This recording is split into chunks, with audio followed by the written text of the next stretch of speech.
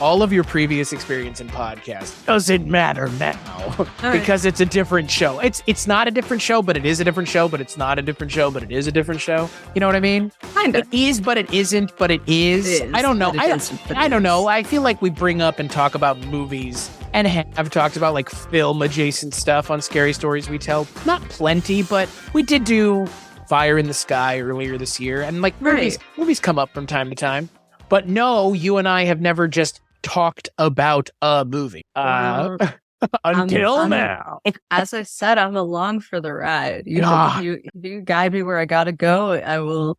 I feel like I may have led you astray, though, because this is a movie that I had heard about last year, and I knew that a lot of people really liked it, and I had some friends that were really into it and were saying on Facebook and other places, like, oh my God, it's so much fun. It's a wild movie, you know, blah, blah, blah, blah, blah. Who can be into this? It's a horror movie made for contemporary horror audiences, so plenty of people, unfortunately, or fortunately, however you want to look at it. But on this episode of the Kulturecast, I am still your host, Chris Stachiw, much to the chagrin of many, and I am followed. No, it follows. I am joined by my good friend all the way from Scary Stories We Tell, where we have podcasted together quite a lot in the last 3 years. But you've never been on this before. But I know you watch movies. So I was like, let's watch a movie and record an episode together. Your friend, or my friend, and soon to be your friend, Emma. I'm already your friend. I'm everyone's friend. It's true, folks. And on this episode of the Kulturecast, it's still Horror-tober, which means I've been doing this now for 9 years. And we're going to be talking about a horror movie. There's not really a theme this year. It's just kind of whatever. I mean, we've covered kind of all sorts of different things. Eyes of Fire. I mean, which is an older movie. And then we also covered Talk to Me, which is a newer movie. And then there's a couple bonus episodes that are newer movies. So it's just kind of whatever this year. There's a theme sometimes, but I don't think there has to be a theme every year. And plus, when there's so many good horror movies coming out recently, can you blame us for wanting to talk about the new ones? No, not really. But we're going to be talking about a new horror movie on this episode. We're going to be talking about 2022's Barbarian. Critics and audiences are screaming. Barbarian is a masterclass in horror. No! Twisted. No, wait! Shocking. And delightfully unhinged. It's one of the best thrillers in years.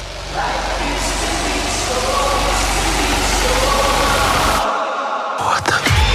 Barbarian, rated R, now playing. So the film is directed and written by Zach Kreger, and it stars Georgina Campbell, Bill Skarsgard. Yeah, Daddy Wise is here. And Justin Long, who is, you know, he's Justin Long in everything that he's in, and I love the man to death. Maybe not the character in this movie so much, but we'll talk about it when we get to it. Absolutely not. There will be spoilers, because this movie is relatively new, so I won't even summarize the plot of the movie, because I feel like that is just spoiler territory as it is. So Emma, we just watched this together, so we're essentially talking about it within like the first 15 to 20 minutes of having watched it.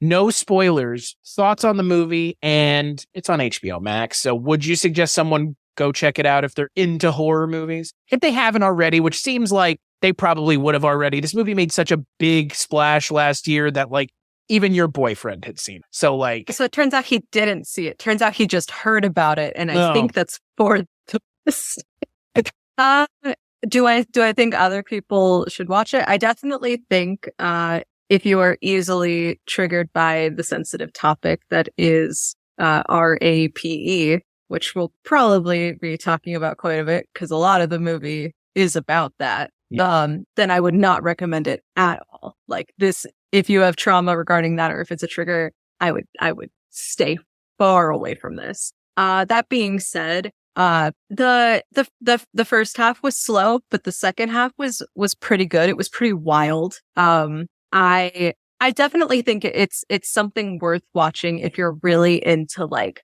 the weird horror movie, not just like the normie horror, like ghost movie. Like if you've seen it all and you want to see something that hits a lot of the same beats, but like does it in a way that it's like so surprising in the weirdest way, then I would absolutely recommend it. But it was a lot. It was a lot.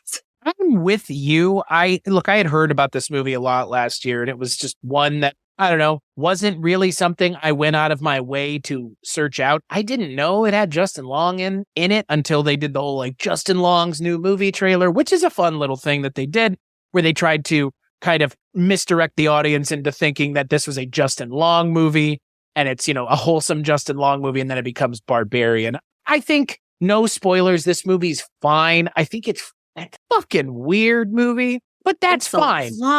But that's okay. Like, I think, again, like to make big choices and to have made such big choices. And I don't think that they don't land. I just think that this movie is not going to be everybody's cup of tea. And that's fine. Yeah. I think horror movies and movies in general don't have to be everybody's thing. And look, Zach Kreger made a story that isn't going to be everybody's thing, especially to your point about people that have a trigger of rape. Like, that's a big component of this, but it's also a pretty big component of a movie like Don't Breathe and all kinds of other horror movies. So that's, you know, Don't Spit on My Grave. There's an entire genre of rape revenge movies in the horror genre. So it's not, I don't know, for me, I mean, I get it. I get where you're coming from, but it's one of those things where it's kind of part and parcel with the genre, especially where this movie ends up going. Like the moment you realize what's happening in the movie, it's like, okay, if that's not going to happen in this movie, I'm going to be more surprised at this point. Right. You know, and that's the thing. Like in Don't Breathe, it was more of a kind of a twist. I guess it's a kind of a twist here, but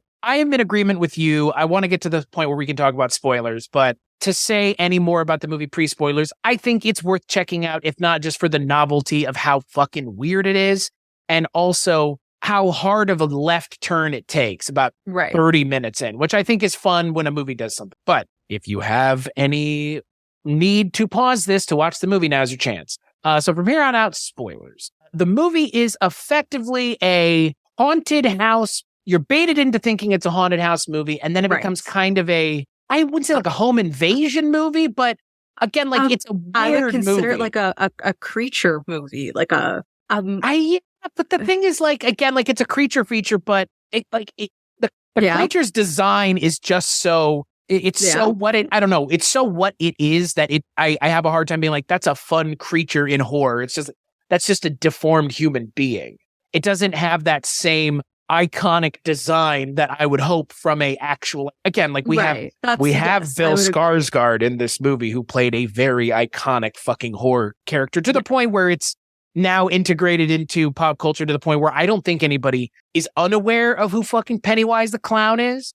And if you know about Pennywise the Clown from the new movie, then you know Bill Skarsgard is Pennywise. So he's in this movie. So it's not like the people who saw this movie don't understand the value of creating an iconic character. I think the weird thing about this movie is it doesn't feel like a one consistent thought at any point. It feels like just a bunch of disparate ideas hung together rather well. But for me, there's so many moments in this movie where I just like sitting here watching it with you, it's like, what is going on? Because again, like, it's not that the movie doesn't tell you, the movie gives you plenty of information.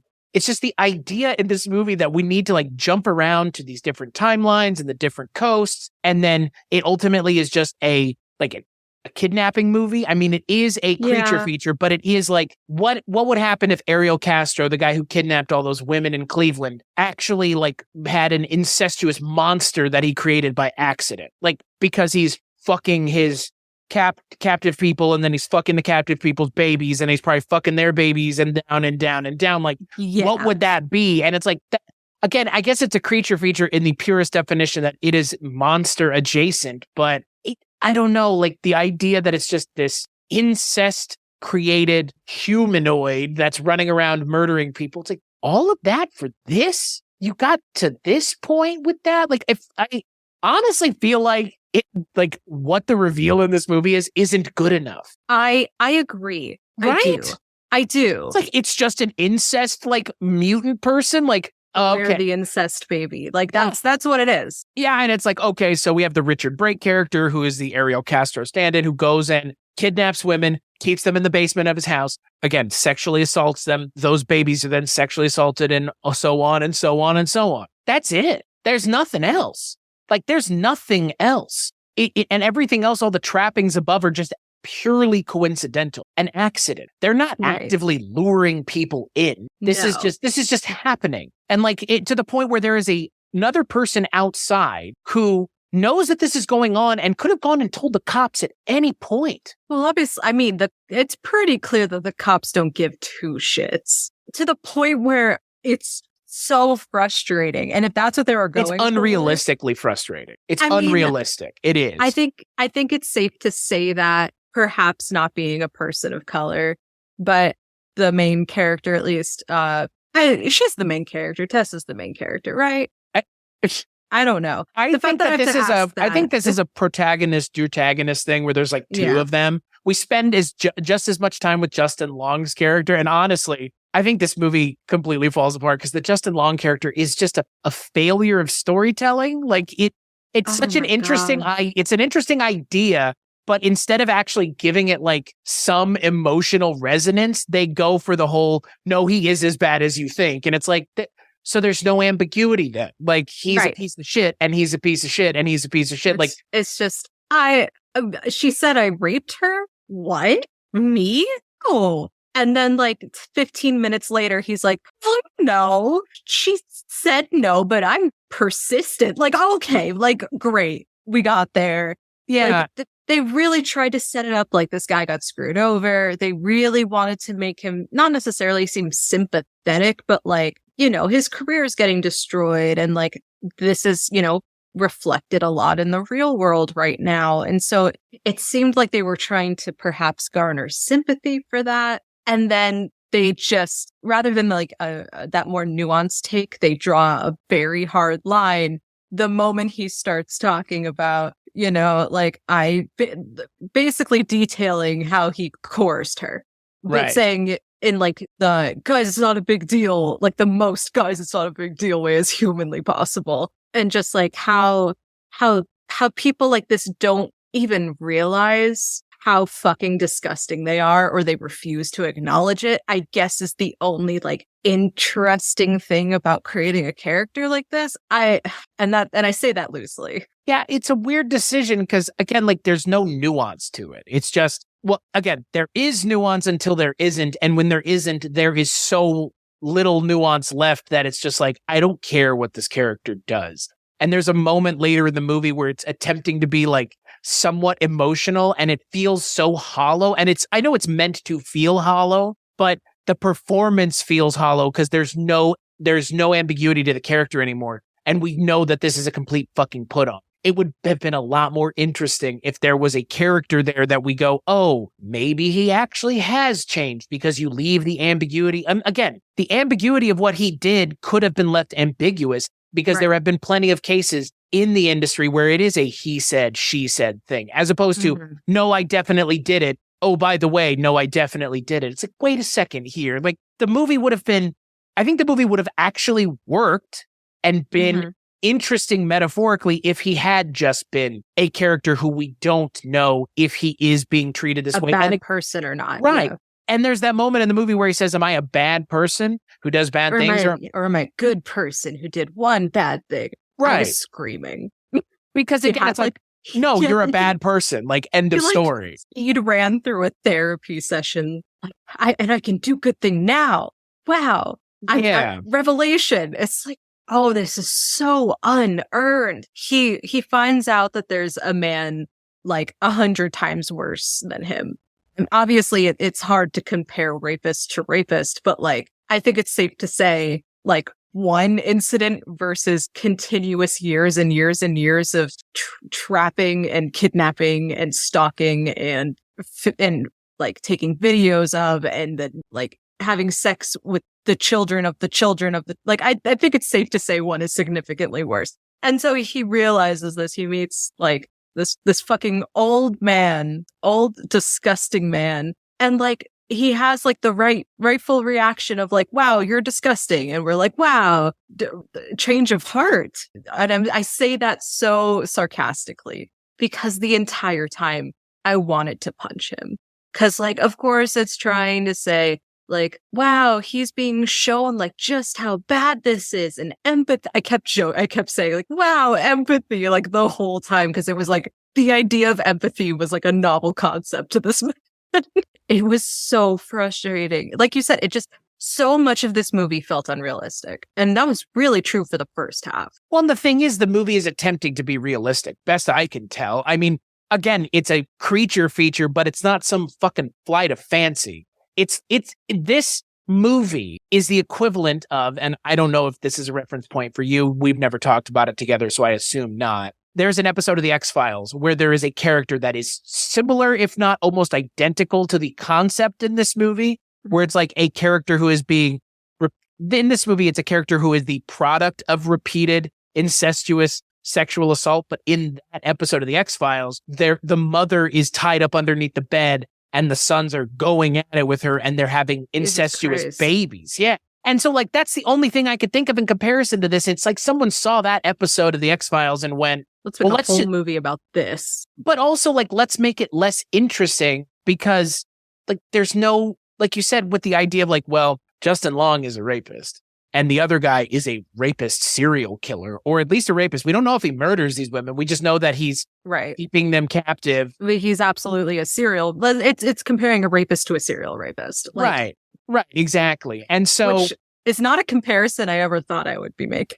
And it's like, you don't even have to make this comparison because yes, I understand they're both bad, but yes, one is clearly worse than the other, but they're both already on the scale of like, they're both terrible. We can all agree. It's just which is worse, but they both still deserve to be in jail. Like end of story. He acts so holier than thou when he meets this guy. He sees one of the videotapes. And here's the thing. I'm assuming he probably saw, I think the videotape was labeled like redhead at the gas station, something like that. Right. And so that implies that this was perhaps an adult. I'm going to assume that this wasn't one of the incest babies. I'm going to assume that this was maybe a relatively young but adult-ish woman. And so he sees the exact same thing that basically what he did. Because in that case, it's just, the straight up rape. We're not talking, he sees all of the videotape. So I guess it's safe to say that like he knows that he did this a lot, but he watched the one and immediately went, wow, you did a rape. Bad. Like you did too, Buster. I feel like the movie is trying to at least deem itself cleverer than it is, and feeling like it has more to say than it does.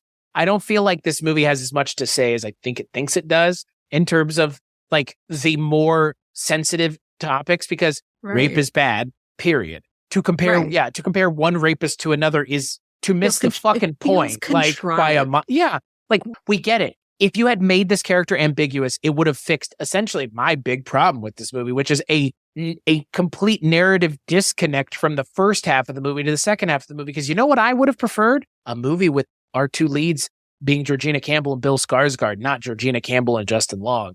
Because Georgina Campbell and Bill Skarsgard were cute together. Yeah. And also their chemistry ended up being believable. You and I were having kind of an issue with it at the beginning because it seemed like two robots interacting with each other. Like, I do not understand human interaction, so I'm just going to be fucking weird. Like, and he's just weird. And then she's weird. And it's like, you cannot tell me they're going to be weird throughout. And thankfully they get out of the nosedive eventually. But I mean, and even I was commenting during that part, like I know what they were going for. They were commenting on how men are very aware now that we as women are most of us at the very least now have to be very cautious, and we're always scared of men we don't know. Always. Right. Like we are always on high alert, especially in a one-on-one situation like this, with a new man. You never know what's going to happen. And I don't want to say that like no woman can protect herself because yes, of course. But like a lot of men now are so hyper aware. Like the quote unquote good ones are so hyper aware that they're going to scare a woman that he was trying so hard to be so careful. Like you can watch me open the bottle of wine, because I feel like you wouldn't have had any if you saw that it was opened while you were in the shower, like, and it felt really forced. But I see what they were making the commentary on, and I haven't really seen that in media yet. Not that I watch a shitload of media about stuff like that, but I haven't really seen too much commentary on a guy that comes off like it. In a horror movie, you see a dude acting off like this, and you're like, he's going to be an antagonist of some sort. That's what you thought? For sure. You were like, this is the guy. This is the guy. And they they really wanted us to believe that. We were very set up to believe that. And it was really effective. Yeah. Until it wasn't, and then it didn't need to be, though, because it... Yes, and that was fine. And they end up feeling kind of cute together, and it doesn't feel as forced. And there's that moment where they're kind of like talking after she goes into the basement, and she gets him to believe her. And it's like, you have known this person for 2 days, but you are willing to go into the basement of this house to see what they were talking. I think the movie really falls apart the moment Bill Skarsgard gets killed. And it's so unfortunate because, again, his death is used purely for shock value. Yeah. And it's the grossest and goriest part of the movie. Period. Minus the eyes. The eyes was wrong. Yeah, but the eyes thing is like a second compared to the thing with him having his head smashed against the wall. It just keeps going and going and going and going and going and going and going. It's like 20 seconds uninterrupted. She smacks his head against the wall like 10 times at least. The eye thing is gross because, again, like, obviously, they do the little thing where he's getting his eyes gouged out and then the stuff comes out around the fingers and it looks proper nasty. Yeah, I had to look away for that. That's the only part I had to look away. They do the reverse shot of his head being split in half. Which is we don't see anything. We don't see any of a face forward practical effect. We just see it from behind, which is fine. It's a limitation. Eye stuff is rough. I get it. Rough. I get it. But I think that kill on Bill Skarsgard is a interesting moment because if not for the fact that it really detracts from the rest of the movie for me, which it does, and it makes the second half of the movie infinitely less interesting. I would enjoy that scene because of how brutal it is, but ultimately the kill ruins the movie for me because the second half of the movie, as much as I love Justin Long, the second half of the movie feels like a different movie that has an agenda. And it's not that I disagree with the agenda. It's just that the agenda all of a sudden becomes the most important part because, again, like you mentioned, we're now following a character who is a confirmed rapist. And it's like, I do not care what happens to you. Right. And once we realize that he is a confirmed rapist because he confirms it himself, I lose all sympathy for anything that happens to this character. And all I want is for our actual hero, Georgina Campbell, to come back and, put one over on the mother, but also the Justin Long AJ character. And she does sort of in the end, but I think the problem with the movie is Georgina Campbell is good in this movie. I haven't seen her in anything else. She is better than the Justin Long character. Justin Long is a fantastic actor. I love him and everything I've seen him, and I'm a huge fan. It was a poorly written character. Yeah. That's all it comes, and it's not his fault. I trust your judgment. I'm not great at following actors, but I trust your judgment. If you think somebody is usually a good actor, I trust you on. And so all that tells me is that this character is just very poorly, sloppily written for the sake of getting a point across that really shouldn't have to be made at this point. Maybe they really wanted to make that point. Maybe they thought that point was obviously, it's obviously going over horrible people's heads still. And so, sure, maybe forcing people to watch it, I guess, it is a way to get that message out there more. But I feel like at this point, 99% of people know rape bad. Like, it's just, didn't abstain from rape because I have to tell you to. Should abstain from rape because it's a fucked up thing to do. Bo Burnham said it best. No, that's what when I think of that, I think of that. It's like, why? Well, yeah. And here's the thing. If you go and watch the previews for this movie, you know what it doesn't tell you? What the movie's actually about. You know why? Because if you were to know what this movie was about before you went into it, I'm not sure a lot of people would go into this movie and watch it. Not because it's like triggering or anything. It's just like, that's it. That's it. What it's about. That's it. Like, okay, I don't know. It's like barely even a horror movie in a lot of ways. It's just kind of it almost feels like an episode for like a TV show, like a X-Files or something. Mm-hmm. Like a one-shot type thing. In the terms of like what we're talking about. So, okay, we haven't really mentioned it. And well, you kind of mentioned it. But Richard Brake, who is a fantastic horror actor, he has a great face. He looks proper nasty, which is the point. He plays, again, a serial rapist who kidnaps women, takes them to the basement of this house, and then again, we don't really know, but we see the aftermath, which is this character that is unhinged and mentally unwell. Again, they talk about her being just an upset person. And it's like, no, this is like someone who, like, again, like they are inbred to the point of unable to like clothe themselves, really talk in full sentences. Like it's years upon years upon years of inbreeding. And so Richard Brake is living in the basement of this house, creating incest babies to create incest babies, to create incest babies. And then one of those incest babies is just this woman.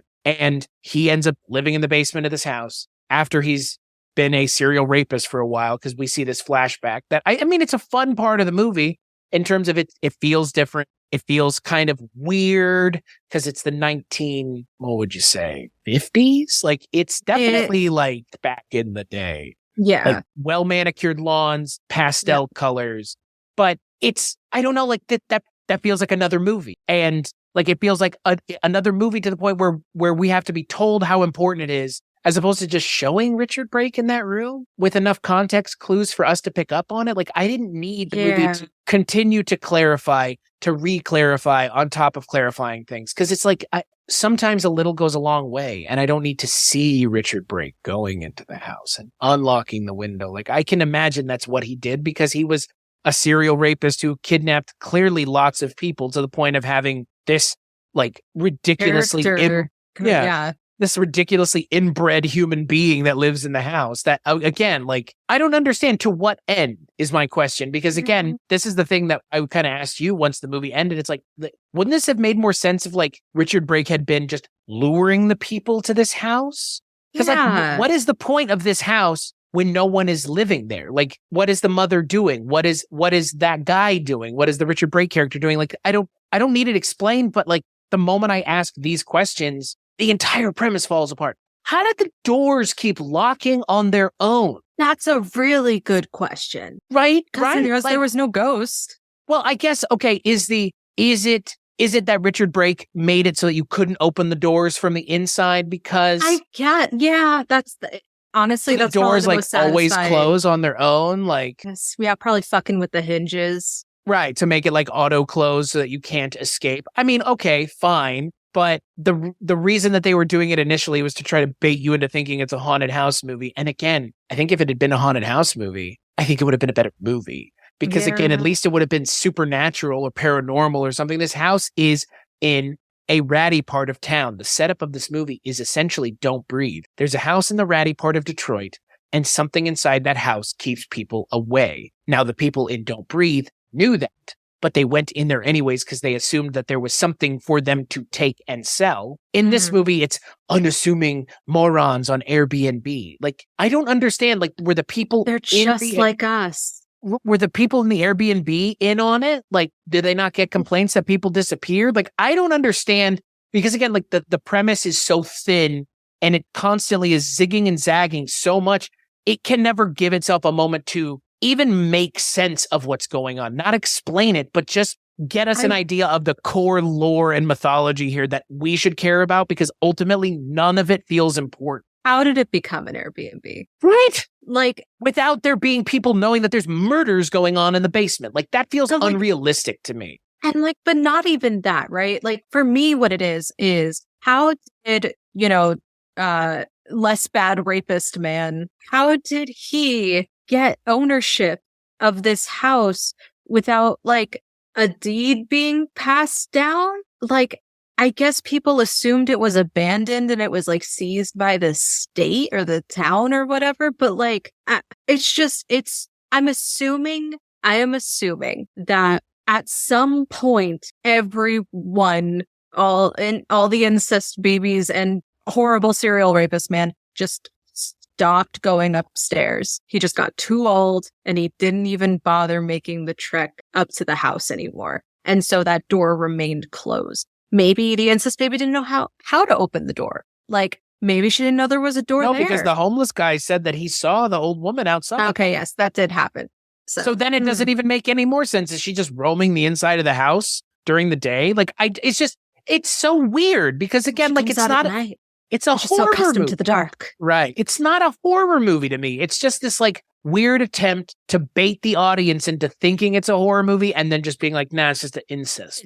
It's a commentary. It's a social commentary. And yes, the second half of the movie feels like the moment we meet the Justin Long character, this actor who's all of a sudden had his career canceled. It's just like, what is this movie? Like now this movie is trying to have a conversation about something that it's not that I don't think we should be having this conversation. It's like, not in this movie, not in this kind of movie. It didn't feel like it was the right setting for that type of conversation. It just felt like an inappropriate setup. Like it didn't feel earned. No, because it comes out of nowhere. It's a hard cut from Bill Skarsgard being killed to then, now it's Justin Long for 20 minutes. It's like, wait a second here. Like, I mean, again, like really setting it up. Like, oh my God, it's agonizing. The way he's like, no, I would never, I didn't even touch her, to like him having his little baby hissy fits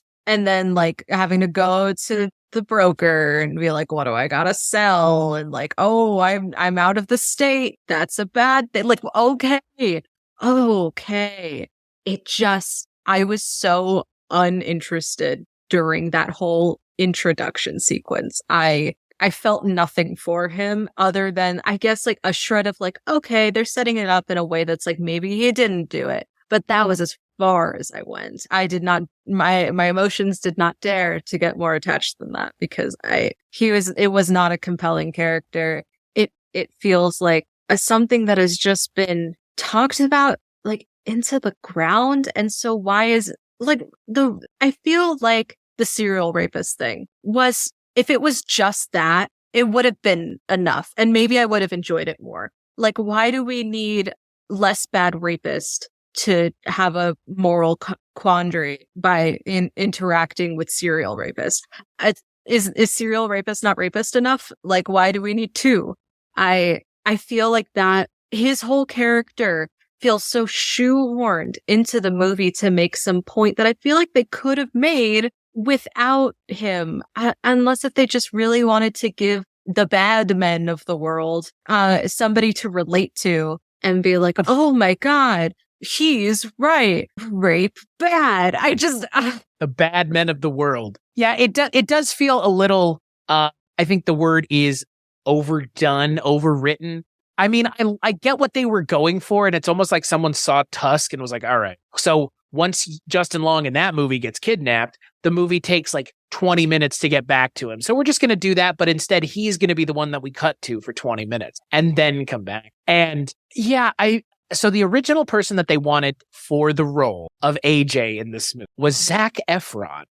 And Zac Efron turned it down. No, I wonder why. But here's the thing. I think the funny thing is Justin Long has a certain energy that can be mined for, again, the idea that we were talking about, which is he's such a lovable guy. There's no way he could have done. Like, Justin Long feels like such a wholesome actor, and like the roles he plays for the most part are not villainous characters. They are normally like the hero or like the hero's sidekick or somebody who is maybe, again, like possibly could be a protagonist in his own movie, like Accepted. But I get what they were going for, because they want it to be, here's the one actor who there's no fucking way you would ever think this guy would do this. So they're literally, it's a meta thing too. Once they got Justin Long, I actually think if it had been Zac Efron, it would have been more interesting because in terms of, if it's Zac Efron, you can really play up the sexual assault angle and be like, well, I would never, I don't need to. I don't have to. Look at me. You know what I mean? Something to that effect. And it's like, and then you have the ambiguity. And it's a different kind of ambiguity. It's, instead of it being the nice guy ambiguity, it's the, why would I do something like that? I don't need to ambiguity, which is a different direction, but could have been interesting in its own right. I think this is a me problem. I can't unsee him as he's High School Musical. I can't. This is directly a me issue. I grew up with High School Musical. That is like, if you asked me what movies is he in, I would say High School Musical 1 through 4. Like, was he in 4? He was definitely, I think he was in 3. I don't know. I don't remember watching 4. Point is like, if it was, you haven't seen Neighbors? No. Movie's pretty good. You should know this by now. But that's like a comedy. It's like Seth Rogen and him. Where like Seth Rogen and his family own a house and they're like the college kids. He's pretty funny in that. That's like the only thing I've seen him. That and when he played Ted Bundy. That's why I say he could have been good in this, because like I haven't seen him in that, and that's why I feel like if he played bad man rapist, but not worse man rapist, it would be such a disconnect, because the entire time I'm just gonna hear so red. That's fair, but if you could get over that, that's why it's a me problem. But to be fair, taking that out of the equation, I would have made so many jokes. Zac Efron is the energy that he brings is different than Justin Long, and the role is tailored differently. If you have a guy who is, again, a total 10. I'm not saying Justin Long isn't, but it's just different, because Zac Efron, I think, is like traditionally good looking. He's ripped. He looks traditionally good looking. And so it's a different kind of energy that would come to this role. I think what would have actually been interesting, again, I love Bill Skarsgard in this movie. I think him and Georgina Campbell are the best parts of the movie. I think if Justin Long had maybe played that character, the character of the guy who's already in the house, and then you can really traffic in he seems like a good guy, and he's normally a good guy in most things that he's in. So there's no way that this guy's a creep. And it's just, you're mining the idea that he is being overly, like you said, being overly cautious. I mean, that's what they do with the Bill Skarsgard character. But I'm just saying, the character that Justin Long should have been playing in this movie is the character that's at the house to begin with. Because him playing this like dickhead actor, it just doesn't work for me. It doesn't work. Like it's kind of unbelievable in the same way that his character in Tusk is kind of unbelievable, because his character in Tusk, he's playing a dickhead podcaster who cheats on his girlfriend. He's kind of playing the same character here, a dickhead who doesn't understand boundaries and social mores. And that's pretty much the character in this movie as well, to the point where, again, like if there had been some ambiguity with his character regarding the thing that he did, I think we would have had a much more visceral reaction to where the movie ends up going. If you leave everything the same except for the confirmation of him being a rapist, I think that moment at the end of the movie actually really works, as opposed to now that you mention it. Right? Yeah. Like, instead of it feeling like, oh yeah, that makes sense, this guy's a fucking asshole, it's like, oh, holy shit, like, this guy is exactly what everyone has been accusing him of. Yeah, because so you're talking about they were on top of the tower and he shoves Tess off of the tower to use her as bait. I guess so. Because he was like, there's no way we could both escape, but you can help me by dying. Like, pretty much. Which is obviously the most selfish thing, other than, I guess, rape, that he's done for the entire movie. The most shockingly horrible thing. Yeah, I saw your face when it happened. You were genuinely surprised, as was I. Because it was just so much. But it's like the reaction that I had, I felt that way because I was like, dude, 2 minutes ago, you were like, I could do a good thing. I already know. And he was like, maybe I'm a good person. I was just like, you're a bad person. Bad. Like, Chris, I was literally. You are bad. It's not a good guy, person. Bad thing. And like, I was so mad at him for like trying to like recontextualize in his mind of like how he can spin this to still come out on top. And like, it pissed me off so much because we already know that it's 100% unearned. And it's just like, and like, you're so right that like the shock I felt, it would have been the nail in the coffin of his character rather than hitting it home and belaboring it and just doing like the next worst thing they could think of. Cause that's really all it was, is like, how do we make him even worse? But like, it would have hit so much harder if there was ambiguity, and it would have been like, oh, he actually is a terrible like, actually, that would have, I completely see where you're coming from with that. And they have Justin Long, so it's not like they didn't understand what they were getting. They were getting an actor who most everybody thinks is a wholesome, nice guy who gets cast normally as nice guy, who's been cast as nice guy since fucking first thing I remember seeing him in Jeepers Creepers, which I can't help but wonder if in this movie, him getting his eyes gouged out in this movie is a subtle nod to him getting his eyes ripped out in Jeepers Creepers at the end. Poor eyes. This makes me get a break. Well, I mean, it doesn't feel like a coincidence. Let me put it that way. Like, again, like Zach Krieger is clearly a student of horror movies.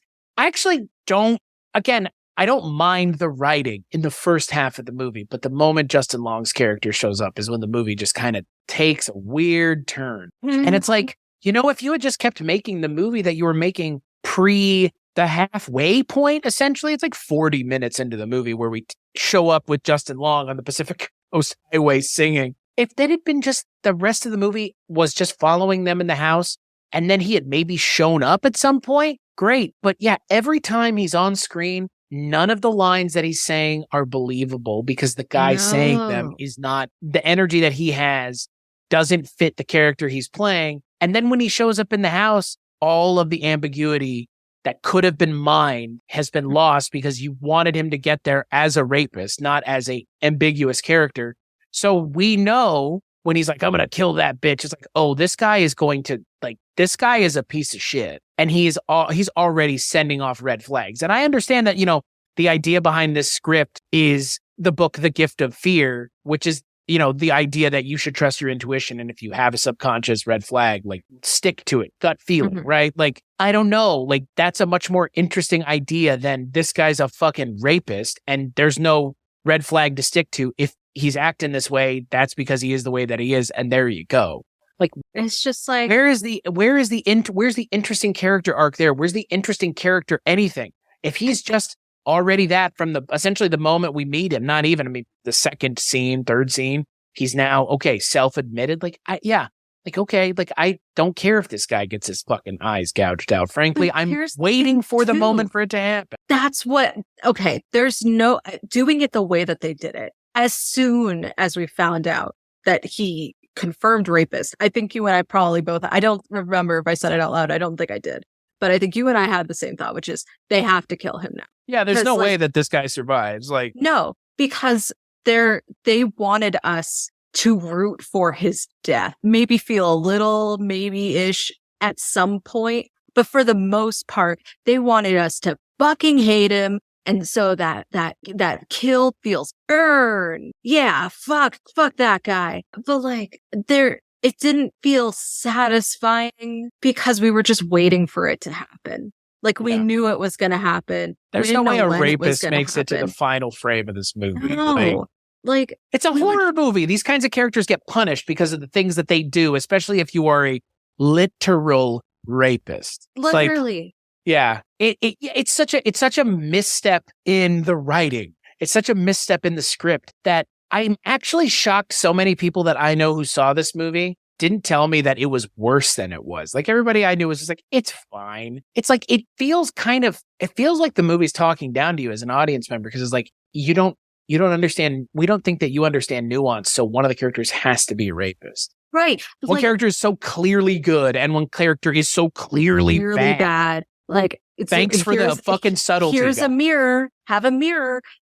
It makes me wonder, who was their intended target audience? People our age, 100%. But okay, so let's say that's the big pool. But how old do you think the guy is who wrote and directed this movie? Take a guess. You think he's older than me? You think he's older than you and younger than me, or older than both of them? Just based on what you see in the movie. I personally, the vibe that I got, older than both of us, but not by much. Yeah, he's. You want to take a guess at his age? 34. 42. 42. Oh. So he's right there. He's an older millennial, verging on Gen Xer. It definitely feels like some. I get you said, talking down, and I feel like this goes for most media where everything is made by somebody older than you until you reach that age where you're as old as the people making things, and if something is targeted towards your age group and you are younger, it will feel like pandering and because they don't quite get it. And then especially when it's written by a man, and this whole movie is, I'm assuming their target audience was two things. Obviously, under the umbrella of our generation, I suppose. But I feel like the target audience was either women who are fuck men. Men suck, which is fine, especially if you have trauma. That's whatever. But and then the other half is horrible, awful men that need a mirror shoved in their face. Yeah, but neither of these people are watching this movie. Neither. Because this movie doesn't advertise itself as such, and I will tell you why. Because these kinds of things don't advertise well. And that's why this movie is like predicated on this weird twist halfway through. Because again, the movie stops being a horror movie and starts just being this other thing that feels like it's just like, look at this rapist. He's just like you until he's not. And now he's just a fucking monster. Then he dies. Yeah. It's like, whoa, okay. Again, like I don't need a rapist characterized to me like this in this kind of movie. If you want to do that, better make it a movie where you actually have something to say. Because I'm not even sure what this movie's getting. Like, all rapists deserve to die. Which is fine. Well, I'm more speaking to the idea of like the Georgina Campbell character and the mother character. Like, what is it saying about trauma and generational trauma? Like anything? Like, I don't know what the theme of this movie is. It feels like it doesn't know either. Like, if it doesn't have anything about that, like, I don't know. Like, it's like incestuous people upon incestuous people upon incestuous people. And then, yeah, like I don't know. Like, what is this movie's theme ultimately? Or does it even have one? It's just trying to be this weird melange of like 8 million different things. I don't think you think it's a haunted house movie, but it's not. You think it's a creature feature, but it's not. Like, what is it then? Because as far as I'm concerned, version of expectations until it's not. Yeah, like that. Exactly. Because at the end of the movie, it's really just, once again, like a pretty basic horror movie ending to the point where the villain fakes out the heroes 3 times. Honestly, the only thing about the ending that was like genuinely like, not that I wasn't expecting it, but I like, it didn't surprise me and like, oh my God, wow, I never would have guessed. But it was like, oh, okay, wow. That's actually a really interesting way to do that. And that was when the mother monster shields Tess as she's falling. Like, she cushions her fall so she doesn't die. Like, we already knew that there was this obsessive nature of her just being like, all women are meant to be mothers. And I have no one to fuck. My father is infertile. God, this is weird. That's what the theme. That's what's going on. God. But it's like I'm useless until I have baby, and I don't know what normal babies look like. So anyone's my baby now. And like all she had to go off of was like a single VHS. So like we had to make sure we saw where the VHS came from. That's important. Yes, but like I liked that she really was more than just like a mindless, like, oh, I want a baby. And like, that's it. Like, she wasn't obsessive in the way that like they painted her to be at first.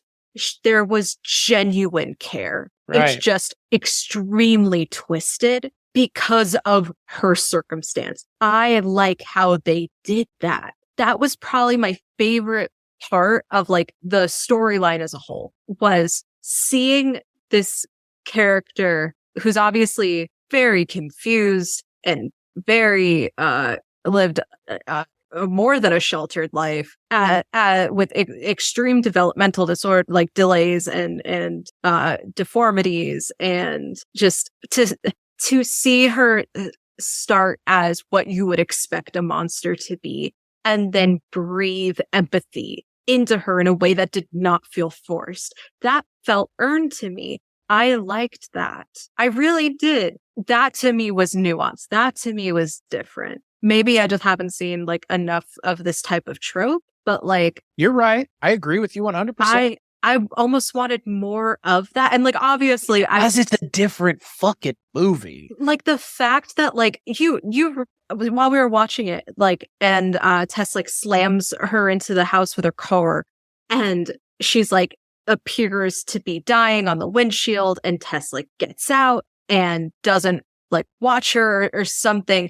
Like, I know I was screaming like, oh my God, like stupid dumbass, don't get out of the car. Like, don't, like, she's obviously not going to die from just that. Like, there's not even any blood. Like, she's obviously a very sturdy person. Right. Somehow. You would think that incest baby would be very frail. That's the one. Like, that's the incest is actually a multiplier of strength, not a divider of strength. You know what I mean? Like, That's what it was saying. Like, that's what the homeless guy says. He goes, it's a copy of a copy of a copy. Yeah. And like, but yes, I was under the impression people who are inbred are not shining beacons of health. That's the point of being inbred. But I was rooting, obviously, I was rooting for Tess. More than anything, I was rooting for Tess. I wanted Tess to survive. And so in doing so, I wanted the mother to die for Tess's sake. And I was rooting for that death. And yet they still managed to make me feel empathy up until that very moment at the end. Like, and that was conflicting for me as a viewer. Those were interesting feelings. Though that was the interesting viewing experience. Like, you were making me feel so many things for this misunderstood, miserable, pitiful, horrible creature person. Like that. I loved that. And I could see, like, all the people that said, like, yeah, it's a good movie. It's a fine movie. That's probably what they're clinging to, is the nuance of the actual monster of this story. Well, the actual monster is honestly her father. That's the real monster. The real monsters are the men. The real monsters are the rape. That's it. That's what they really are getting at, is the bad men. This poor inbred woman is not the monster. She can kill people on screen brutally, and she's less of a monster than you. Like, and I don't mind that. I don't mind that. I think, again, like, I think that is maybe the interesting thing to say. Like, maybe that's what we were searching for with, like, they were really hammering home, like, all this stuff about rape. Honestly, I'm going to assume that what they were trying to get at is, we are going to present something scary and uncanny and terrifying and aggressive and show you how she is not the monster of this story. And I think that, again, anything that's surrounding her character and the way that other characters are presented around her, that's the nuance that we're looking for. The thing is that it's not that we don't get enough of it, but there's just so much other stuff that doesn't matter. And like, the setup is too much. It's convoluted. It's so unnecessary. And the premise, I also had issues with the premise as a whole. Like, you and I were saying, like, this is so unrealistic at the beginning. Like, two people being booked at this Airbnb, and one of them doesn't immediately say, like, I'm going to go to a hotel. Like, and like, I know they use the, like, oh, there's a convention in town. I highly doubt every single hotel is completely booked. Also, hotels are open 24 hours. Like, literally, they have someone at the front desk 24 hours. Like, that. Hotels don't close. Like, I don't know how else to put that, but hotels do not close. They have someone who works there overnight as well. I don't know. I don't know what would possess someone to take this story where it went. So Zach Kreger talks about in an interview that I had this idea for what would happen if a woman showed up at an Airbnb late at night and it was double booked. And like, that's a completely different fucking movie. That is what this movie starts out as. And it could have been that the entire movie. Yeah. And it could have gone in interesting directions with Georgina Campbell and Bill Skarsgard. But honestly, this movie shares a weird DNA point with Scream, because it honestly feels like the Bill Skarsgård character is in the movie to be the character that we think the movie's going to be about with the other main character, and he ends up dying. So we're like, oh shit, the other main character just got murdered. So who's the new main character? Oh, it's Justin Long. Okay, he's going to come save the day. And you don't always land these kinds of movies that are tonally inconsistent from the first half to the second half, because you're taking one thing and then doing something else, but you're going to get back to that other thing at some point. That's what this movie does. And it doesn't do it very well. And it's unfortunate because, again, I will applaud Zach Kreger for taking a massive risk, but I will also say, if you're going to come out in an interview and say, I didn't know what I was doing, so I just decided to throw in this massive twist and see what would happen, because the audience, if the audience can't predict where it's going, then I can take them anywhere. And it's like, yes, you can, but just because you can go anywhere doesn't mean you should. And just because you did go somewhere does not make it compelling, just because it's not what the movie already was. Because the problem is you kind of fucked up and made a movie that was compelling in the first hand. The stuff with Bill Skarsgård and Georgina Campbell is really good. And you could have had him actually be a creep or not, or subvert our expectations there. And she's the creep and he's actually the unwilling one. Like somehow make that work. I don't know. But just all of a sudden having it be a house on top of a massive rape maze is so out of left field that, yes, I understand why Zach Cregger goes, I wanted to just do something that would completely flip the movie on its head. If that was your intention, I would say technically you did succeed. However, what's on the other side of that is less compelling than the thing you were trying to just do initially to begin with. And if you had just figured out how to crack that nut, you wouldn't have had to go into this wacky, wild place. But again, it's not even wacky and wild. It's kind of also unfun. It's not a fun movie in any way. Like it because the subject matter is rape. It's almost like we can't have fun. To have fun in a movie about rape may trivialize rape. So again, I'm not saying you can't do a horror movie about rape. There have been plenty of horror movies about rape or that feature rape and that use rape in a way that makes it part of the plot. I Spit on Your Grave, for fuck's sake, is a movie about a woman who gets revenge on her rapist. And you know what? It's not a horror movie. It's an exploitation movie, but you could consider it a horror movie because it's so bloody and gory. But in this movie, I don't think you can have fun in 2023 in a horror movie about rape. I just don't think you can do it. And it's not one of these like, oh, comedy is different now and no one can laugh at jokes that are offensive. Offensive jokes are funny when they're funny. But the problem is with this movie is there's no fun to be had with rape because rape is, I don't know how rape is funny. If you're somebody who finds rape funny, you are the problem. I think you could make a joke about rape if the joke was funny, but the problem is that is such a needle's eye to thread that even I can't figure it out. And I take swings at things sometimes that are offensive just to see if I could figure out a way to crack the nut. But rape is just so unfunny and upsetting and off-putting that I don't even think the darkest of dark comedians could make it work the way this movie wants it to work. Like I said, I'm not saying you can't do a rape joke. I just don't think this is the right way to do it because there's no joke here. It's just kind of beating a dead horse after a while. It's like, we get it. It's about rape. Give it a fucking rest and do something else for 5 minutes, please. I feel like they went into this thinking that they were going to achieve something, that they were going to make somebody think. He even says, like, I made this first scene and then everything else was just me trying to get out of a bind with my own script. I don't even want to give them that much credit because if that had been the case, I think they might have actually succeeded. Instead, it's just they kind of don't do anything with it. They just go, he's a rapist, and that's it. There's something kind of worse about making an entire story around rape, but the rape was the afterthought. There's something kind of worse about that. Right. Honestly, that's not the original idea. The original idea is a woman goes to a double booked Airbnb.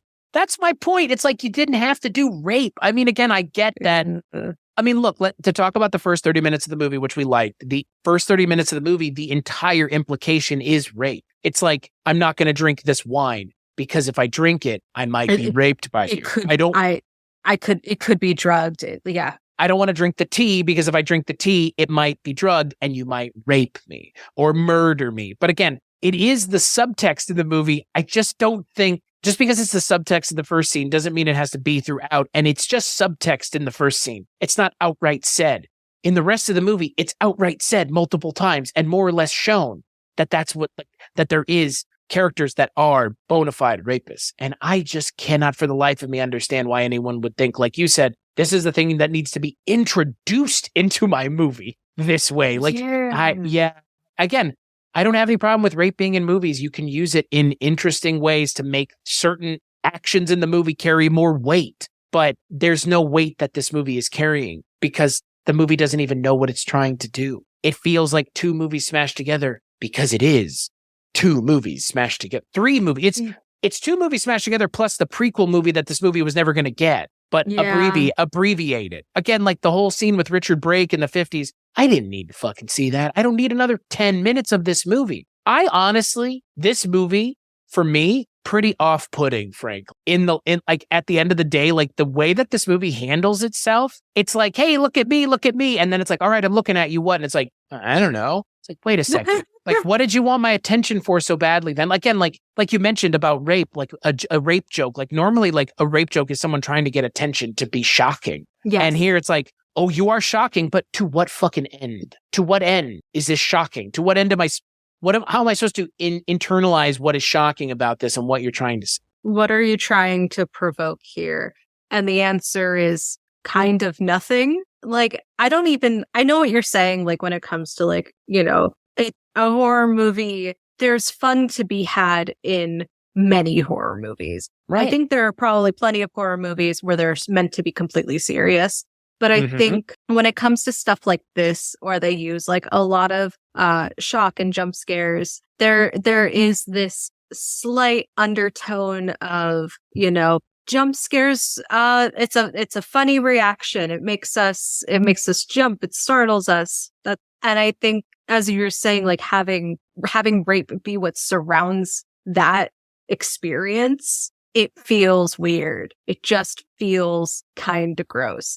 Like, how am I supposed to sit here and be like, wow, what a fun horror movie? And it feels like it wants to be fun. It should have been fun. Like, there's no reason that this movie shouldn't have been fun. It's just that it is more interested in just being its own thing, like so much, which again, like, it's fine that it's its own thing, but what it is not insanely compelling to me. What it's is just kind of adding anything. Well, like there's a conversation to be had here, but they're not adding anything to the conversation. If they're even attempting to have it at all. I want to give them the benefit of the doubt. You can't. Don't. They say there are few and far between times where a director outright says, like, I wrote myself into a corner and I had a hard time writing myself out, so I just did whatever I thought would be the thing you wouldn't expect me to do. And it's like, wow. I mean, you know what? Balls on you for saying that out loud to anybody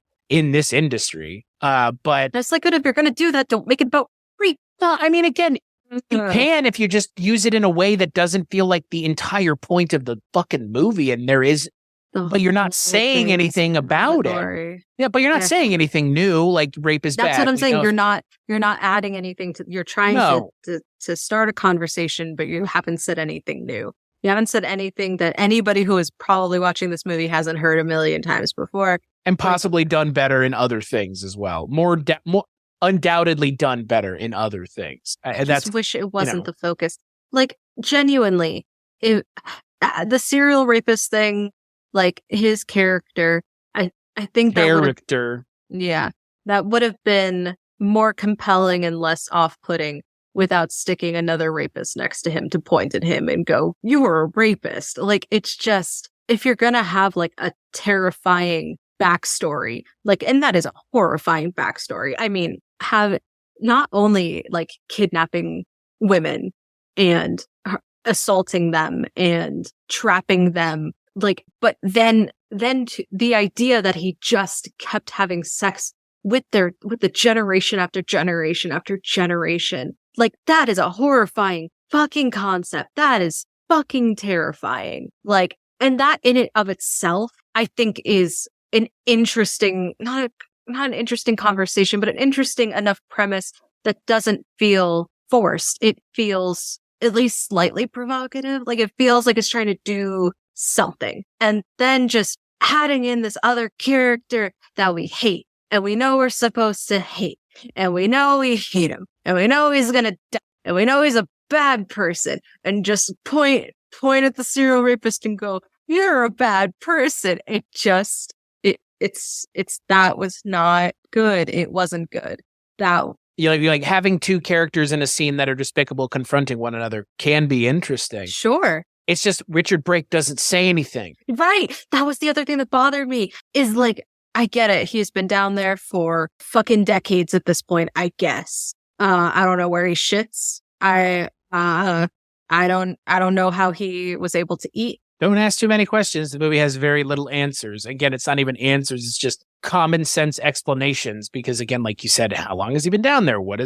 like any of this shit. Like what? Don't think too hard. Ha ha. Like, thanks. And then for him to like not say anything was so painfully unsatisfying. There was no exploration there. Yeah, I mean, I don't know if I needed it per se, but it definitely isn't like that's not the make or break for me. It's not, but it doesn't help. Like you said, I mean, there are other conversations that the movie's having. It's really not interested in having this conversation or even giving us a characterization for him other than he looks creepy and he has women in his basement. Like, okay, so what? Like, to what end? For what purpose? Like, and we just infer all of the other stuff. Everything else is inferred, which is fine. I'm not complaining about it. It's just, why does any of it matter? Right. I want to know how this movie might have been different. One, if it knew what it wanted to be from the start. And two, if it was written by a woman, or at least a team of primarily women. Like, I'm curious how that would have changed things. And I'm curious to see, because obviously this is very much being in the defense of women. They are painting women in only a positive light, which in this context, I can absolutely see why. There are plenty of horrible women out there. Women also can be rapists. They did not want to touch on that. They wanted to make women completely 100% sympathetic. And that's fine. Because, I mean, there are plenty... There was a moment to be had, though, where you could have had an ambiguous female character in the form of the woman who accuses Justin Long. Yeah, but... I'd have something to say about that. But yeah, I'm not interested in having anything to say. And I just feel like... weird things like Justin Long being breastfed. I'd rather see that instead of something... You're right. Like, right. Sorry. Oops, I forgot. That's all horror fans want, is just to be bombarded with weird, icky things to look at, and don't give us a script or anything else that actually has any sort of meat to it. It's all fluff and just gore, and gross and weird. I will say the movie was successfully unsettling for me. There were definitely some. Well, then it succeeded in that regard. For me personally, like, other than like the few like really jarring moments where, as we were saying, like, suspension of disbelief is out the window. The one moment that really fucking got me, what I was not expecting this, the mother character to just start mumbling, and that caught me off guard. I thought that was really funny. By the end of it, it feels less funny, but like, I could not help but find that really fucking funny in the moment. It was the tone. I don't know. It was absolutely something I did not expect to come out of her mouth, and something about that surprised me and delighted me. And what is the metatextual comment of it being a guy playing the mother? Oh God, I don't know. Right? Like, doesn't that feel kind of like in and of itself a thing? Until you, I want to know how it would have been different if it was written by a woman. I don't want to say that like only a woman could have written this well. I'm sure there are many, many male writers that could have done a significantly better job on this. But like, how much of a woman's perspective did they really have in the writing of this? Like, Tess, men are scary. That's the only one. Men are scary when I'm in a house with them by myself. I feel like I am they are trying to pander to me. I feel like I was actively being pandered to, and it did not work for me as somebody who is scared to go out at night by myself, who my parents are even say, like, don't go to the gym at night. You never know. Like, the way that I have to be hyper aware, being a short female, and I don't know much about protecting myself. Honestly, I probably should. But like, it feels like I'm the type of person that they were pandering to. Like, look at this strong, amazing female character, and she makes it at the end. And look at all these horrible men. Horrible, awful men. Look at what they did to all these poor, poor women. Aren't men terrible? Men are awful. And like, it did not feel successful to me, because there's so much more nuance in that. You can't just say all men are terrible and all women deserve like protection and should be lofted. Because if you see the world that black and white, like, don't get me wrong, there's definitely trends because of gender norms and societal pressures and expectations And that absolutely affects things because there is a difference between how girls are usually raised versus how boys are usually raised, and the types of, nature versus nurture. I think this type of thing is definitely more nurture over nature. And that obviously is what creates so many horrible men because of these ideals. But like, to say men intrinsically are the problem, they are born the problem. That's what it feels like. It feels like, and I guess like the guy at the beginning, like his character, he was supposed to be like the not all men, but he was gone so soon. Well, isn't the homeless gentleman also supposed to be not all men? I don't know. The way he was like, little girl. I don't know. Yeah. Well, that's just, to me, oh my God, I hate that fucking plot contrivance in movies where it's like, dude, just say what you're trying to say. There's a monster in the house. It ain't that hard. You don't need to get her attention to tell her there's a monster in the house. Don't go in little there. Girl, stop running. Like, I'm going to run. Yeah, same. Like, it's just, again, like those plot contrivances, like it's when in a romantic movie where the two characters are in a scene together. It's like, just say you love her. And they're about to, and then like a phone goes off or something. It's like, oh, I get it that it's a movie. Like these contrivances have been overused so much that they stick out like sore thumbs now. Yeah. And he's an interesting character because he clearly knows everything. Like we have no idea why, which is perfectly fine, but he knows everything. And my question to you was, wouldn't he just go to the cops and be like, there's this thing in this house and I've seen it. And your response was, well, the cops in this movie, but like the cops in this movie are two cops and they're painted that way to be conveniently bad. I mean, again, we're both white, so I get it. But that's the thing, right? Is that the pandery in its own right. The cops were white, and Tess is a woman of color, and the homeless man, I guess, I wish I knew his name. I don't want to refer to him as the homeless man, but he's a black man. And so they were really trying to hammer home, the all cops are bastards, like fuck cops. They won't listen. They especially won't listen to you if you're a person of color. And as a white person, I think that depiction, because at first it was like, wow, they are really dismissive.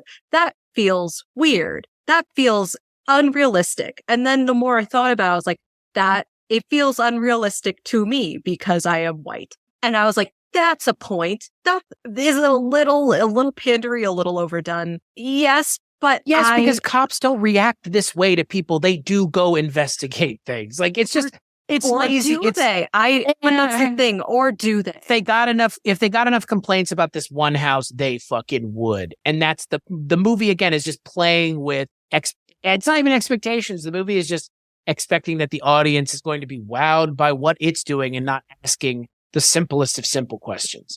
Wow, this movie said fuck all cops? Hell yeah. Like, but it should be more than that. Oh, all men suck? There's more than that. Like, there is no nuance at all in this movie. It is 100% just like constantly smacking you in the face with oh my God, rape is bad. And oh my God, there are men in the world that treat women like objects. Like, yes, we know. You're not saying anything that nobody hasn't heard forever now. And again, like if you just take the rape stuff out of the movie and just have it be a movie about two people in a house that has a monster beneath it, that is a fucking fine movie. And you can do all kinds of things. You don't have to tie yourself into 8 knots just so that someone has to untie you for no reason. It's just so unnecessary because it doesn't add anything. It just gets in the way of the movie being entertaining. And I really do not understand the love for this movie because it's just, there was nothing. By the time the movie was over, I didn't feel like there was anything to grab on to. I held on to nothing throughout this movie at all. Yeah. I just know that by the end of it, I was extremely emotionally drained and overwhelmed. Like, honestly, I want you to go on Rotten Tomatoes. I want you to read to me like because you said that it was really well received by critics, right? Yeah, for real. I want to know what they're saying. So are they saying it because they think they have to? Because that's my only fear. Are they saying it because they're like, well, if I don't say that they dismiss horror movies all the time. Horror is an easy genre to dismiss. So the critics' consensus per Rotten Tomatoes. It's funny as we used to do this all the time on the show. At the end of the show, we would always do like What's the Rotten Tomatoes score? Do we agree? I'm glad I got us there. You're welcome. Well, we haven't done it in years, but it's funny because I'm bringing it back. Well, what's funny is I think in this movie, it's a pretty interesting question to ask because the tomato meter score, obviously, it's an aggregate. So 93% of the critics gave this movie a favorable review, or I don't know how they do it because it doesn't matter and Rotten Tomatoes is fucking stupid. But at least we have an aggregate consensus here. Smart, darkly humorous, and above all, scary. Barbarian offers a chilling and consistently unpredictable thrill ride for horror fans. I don't want to sound like that guy, but if you're going into a horror movie to be scared, are you an adult? I don't go into horror movies looking to be scared, is what I'm getting at. I kind of do. But critics shouldn't be looking for that. Critics shouldn't be. That doesn't ultimately matter because you get critics who complain about jump scares. And it's like, well, that's what they're for. It's like, that's part of the reason. The jump scares are the fun part. So some of the positive reviews, like the best horrors, it's about stuff. Gentrification, abuse, toxic masculinity, taking responsibility. There's also plenty of jump scares, 4 out of 5. That was a female reviewer in the UK. Here's another female reviewer. With stellar performances and a unique premise, a boatload of scares and horror visuals that will be ingrained into your brain for life, it's one of the best horror flicks to release this year. Okay, sure. I'll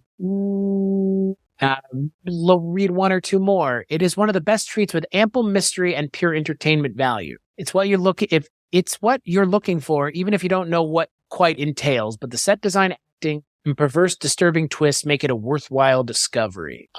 Let's read a guy's. The set design was good, I think, right? Yeah, I mean, but like a movie looking good in this day and age shouldn't be the bar with which we set things. No, I agree. But I will say the movie was not bad looking. No. It's well shot, well directed. But again, the director is the writer, so.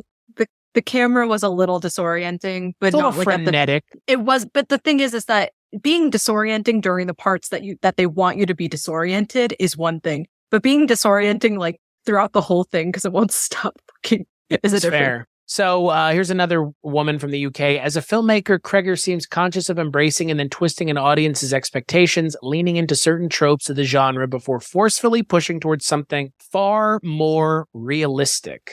Sure. Yeah, totally realistic. I'm going to read a negative review or two, at least these kind of summaries. Ultimately, Kreger takes an unconventional route down a familiar path. This is a YouTuber. I left Barbarian as a sad, empty shell of a man who wonders why he even wasted his time. The Houston is kind of funny. Houston Press, the unpleasant mundanity of the reveal and necessary suspension to disbelief, both at the main character's actions and the climax, torpedo many of the good feelings that may have been engendered in the first. Here's a top critic, Adam Graham from Detroit News. The social horror of Jordan Peele is felt as an influence, but Barbarian's thrills are more of the throwaway B-movie variety than those of Get Out or Us, and its attempt to elevate itself have the opposite effect and knock it down a notch. The big secret here is that it sadly is not very good, is Benjamin Lee from The Guardian. The people who have the negative opinions have essentially the opinion that we have, it would seem. Yeah. Which is funny because I was expecting maybe not a different negative opinion, but them to have like, oh, there's too many jump scares and the jump scare. Like I was expecting more of that. Which is like the generic, what you would expect for a horror movie, negative. Right. Here, I'm kind of glad that they say, oh, the movie tries to elevate itself and it fails because it does. I mean, again, this is the mark. Yeah. Yeah. You have the topic of rape at the centerpiece of your movie. I mean, Get Out is a movie about racism, which is just as unpalatable as rape is in a lot of ways. And guess what Get Out does? Navigate that so seamlessly. It's a perfect movie. It is a genuinely perfect movie from front to back. It will be the movie that Jordan Peele is remembered for the rest of his career, unless he makes a movie better than Get Out, which would have to be, again, like Get Out is a perfect movie, and it's a movie that will have a place in the pop culture zeitgeist forever because it genuinely speaks rather succinctly to what is clearly a widely accepted and commonplace feeling of African American people in this country. And this movie does not speak to, in my opinion, the real life experiences of people who have been sexually abused. Why do I think that? Because none of this feels remotely nuanced or remotely subtle. It just feels like someone who read about what people say about it and go, well, I can do a story about that. Now, you can, but you didn't do it well enough for anybody to, other than some, again, I mean, some people really like this movie, but I feel like the people that like this movie are overlooking certain parts of it intentionally because it's easier to do that than go, oh my God, this is actually a movie where it's just more or less about like rape, and more rape. Fucking Christ. It's just too much. It's too much of one thing that is never a thing it's never a thing that I'm like going out of my way to watch movies about. And I know a lot of other people aren't either. But if it were a movie that tackled the subject in an interesting way, I'd be more inclined to watch it and maybe even watch it again than I would be to watch a movie about a monster who ends up being a rape monster. This is literally, we've talked about other horror movies where X is Y, like, No One Can Save You is aliens as trauma monsters. Talk to Me is demons as trauma monsters. This movie is rape as a monster. Like, it's a rape monster. I mean, it does force itself. Product of rape. Right, but it also forces itself on one of the characters. Well, but like, that's what Daddy Dearest always did. Right. So like, there you go. Like it's the generational trauma. I bet he always said, it's because I love you. Oh, right. God.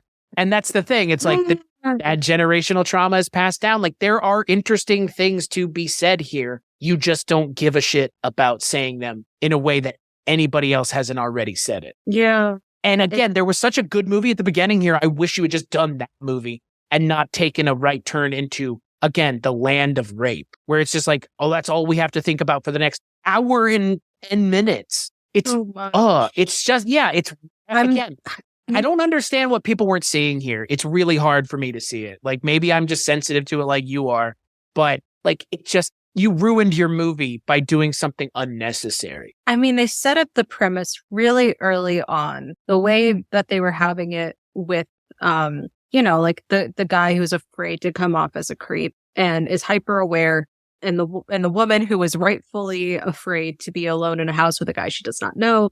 And it's already, we're like, okay, sexual assault, a very real possibility. We are thinking about it from literally within the first 3 minutes of the film. We are already thinking about the possibility of sexual assault. And then it never goes away. It kind of does, though. It does. In the later part of the first act, when the two of them are actually kind of cute together, and he's kind of doing something to, protect her by going down into the basement. Yeah. That actually feels like the moment where the movie starts to pick up. But it's such a passing, fleeting moment that you would not be. I'm not going to give you a hard time for missing it, because it's like that. It's literally just you get like a 10-minute respite, and then it's back to that. Yeah, terrible men being terrible constantly. Yeah, I'm not sorry we watched this movie, but I definitely I want to make it really clear that I did not hate it. I just don't think it did anything special with what it was trying to say, if it was trying to say anything. Because of the seriousness of the implications. Not even implications, it's very clear. But because of the seriousness of the nature of the premise, you want it to at least say something. Like, if you're going to make me sit through the rape movie, at least make it mean something. And then it didn't really. It just, again, the same conclusion of rape. Well, that's my question to you. What is the conclusion of the movie? How are we supposed to interpret our main character killing the mother character who is comforting her in the moment before she's murdered? Like, what is the implication there? Because again, if this director is trying to say something, she's like petting her head and like calling her baby. I genuinely don't think that the mother knew what the gun was. Right. But I genuinely don't. What is the implication of our main character who has had so much negative male energy perpetrated against her, both personally and through this forced to kill a woman? Forced to kill the other woman. Yeah. The only other woman in the movie that's not just in one scene. And it's not like, it ends with just her pointing the gun. Like, you see it right before the movie ends. It cuts through it. I don't know what it's supposed to mean. That's why I'm asking you. Like, I have my druthers, but like, those explanations are just, who cares? What is it supposed to mean? Let me think. Women have to attack one another to overcome abuse. No. I don't know. Like, I just, bad. but I know. where I just don't know where else that they were going with it. Cause it just seems so, again, like it's attempting to be pointed, but the things that attempt to be pointed and fail stick out worse than the ones that don't try. Yeah. I mean, like, obviously, I think it's safe to say that the mother was living a miserable existence. And now with her father having committed suicide, there is nothing left for her. And I think it's pretty safe to say, you know, now that Airbnb man, less bad rapist Airbnb man is dead, like nobody's going to be staying there, right? Like nobody, at least the assumption is nobody's going to be going back there. At least that's what you want to believe, is that nobody's going to ever be going back there. And there was nothing left for the mother. Nobody was going to stay behind and make sure that she had a semblance of a decent life. There's no way. It was putting her completely just out of her misery. And so the violence perpetrated against women by men is so awful sometimes that the men are able to move past it almost easily and women cannot. And that's because they shouldn't have to, because sometimes trauma is so deep that it needs to be excised like a cancer and cut out, and that in the way of going to therapy. Like, that's, you know what I mean? Like going and doing something specifically about it. And I guess that's in this scenario, in this world, in this universe, one character who has been so inbred, there's no hope for you because of the amount of violence perpetrated against you by one singular human being who is a biological male. It was sad that she had to die. What other choices there is what the movie is saying. And it's like, I don't know if there is one. And it was the right thing to do. Like, the movie makes you question, what is this the right thing to do? Because she is so sympathetic in those final moments. But honestly, like, it's akin to me to like fucking Of Mice and Men. Right. Like, oh, you have like, to put this thing out of its misery. Look off into the distance and think of bunnies. And like, that's the same vibe. Like, yes, caress your baby, have that last final moment. And right. And like, honestly, the thing that really does get me about the mother character as a whole is that she is distilled down into what oppressive, toxic masculinity society thinks a woman needs to be functionality wise.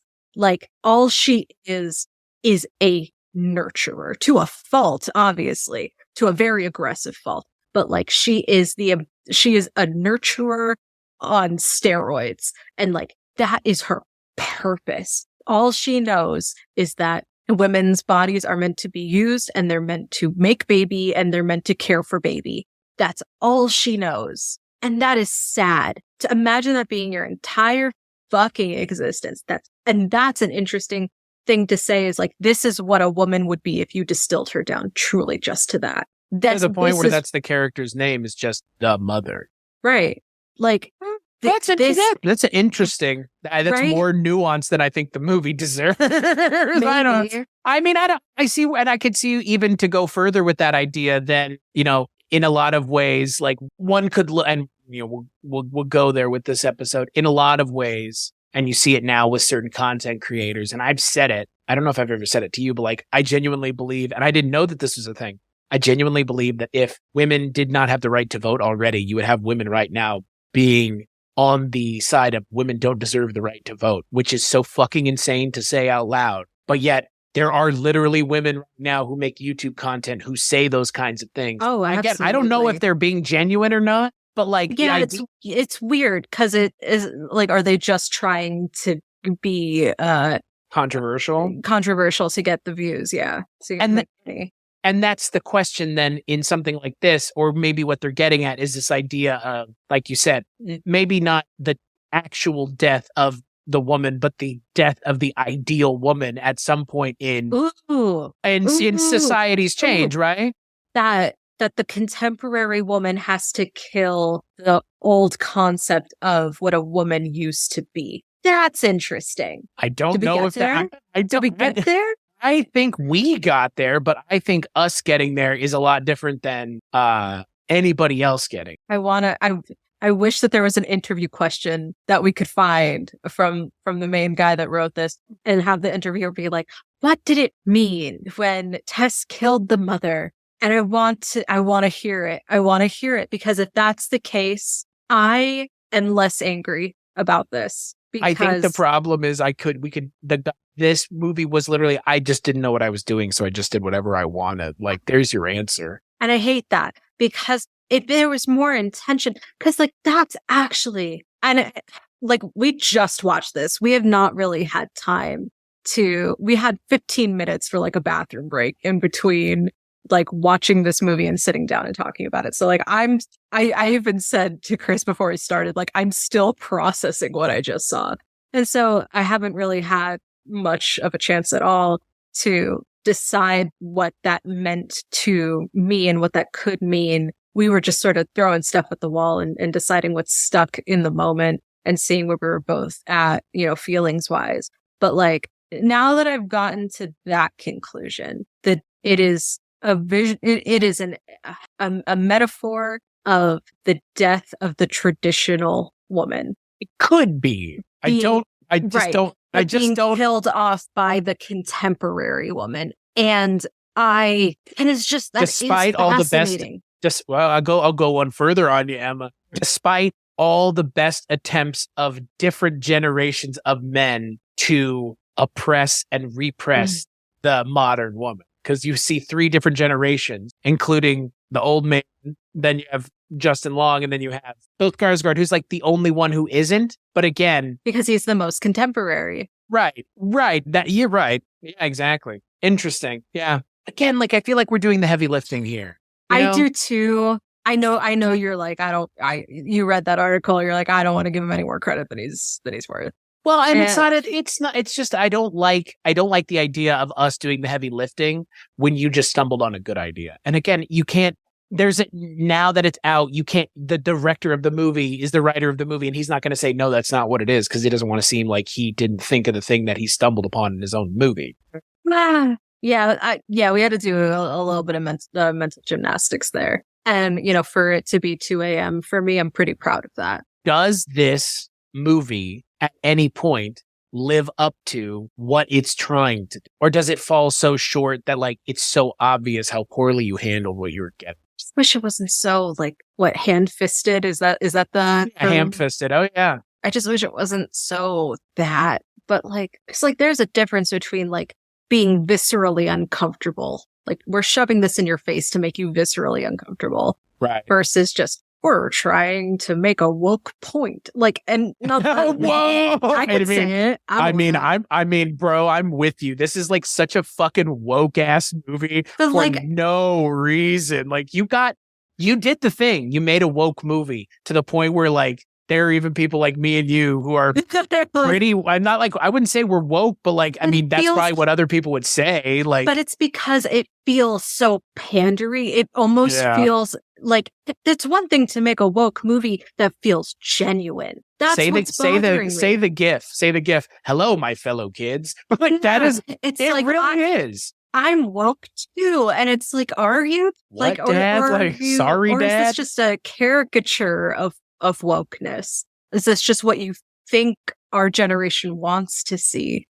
Like, I don't want to make it sound like and all of the fucking toxic males out there and all the fucking MAGA people being like, no one can take a joke. No, the woke media. Because like there is nothing wrong with shedding light on real issues. Absolutely nothing wrong with that. And making an interesting, compelling, and entertaining story around real issues, there's nothing wrong with that. And like hard to do in a way that does not feel forced or pandering. And right now, it just feels like everybody's hopping on a bandwagon without having a lot to say. And that's what's bothering me. That's the disconnect, because there's so many interesting avenues here. Obviously, we talked about like a lot of the symbolism and like what it could have meant if they really explored this in a more nuanced way. But it was just, it feels so, hey, our target audience is millennials and Gen Z, what do they like? Woke stuff, right? We'll make a woke horror movie like that. And it's like, yes, but no. Like, sure, but like you don't get it. And like, that's what it feels like. And it's trying so hard to convince you that it gets it. I'm woke too. Like, no, I'm woke too. I promise.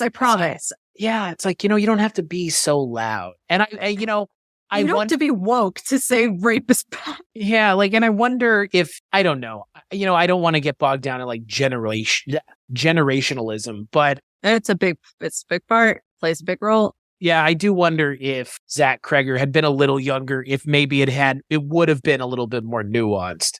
As opposed to just, would have been. Yeah. And look, this movie clearly resonated with some people. I don't think it resonated with a lot of people because, again, I knew a fair amount of people that said this movie was just fine.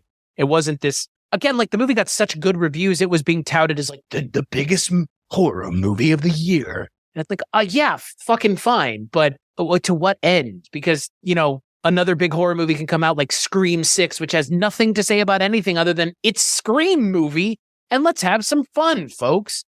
Doesn't have to have this generational trauma bullshit constantly being forced down our fucking throats.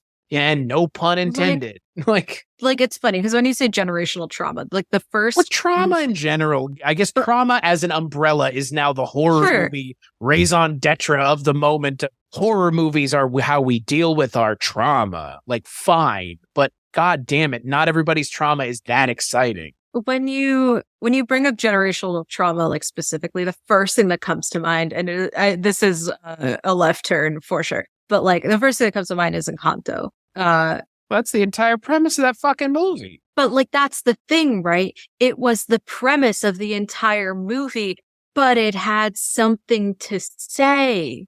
Right. That's the theme of the movie. It was written by the people that were affected by these types of issues. It was written by people from this culture who deal with the older generations being dismissive of everything and keeping up appearances and being strong, and how that affects everyone in a family emotionally, and how you would rather shun a family member than try to understand them if they go against, what you are trying to portray as a family. And the head of the family must be a certain, there is a lot to unpack there, and they unpack it in such a beautiful way. And it had a resolution that mattered. Like, again, like with this movie, and like he points at rapist man and goes, "You're a bad rapist man."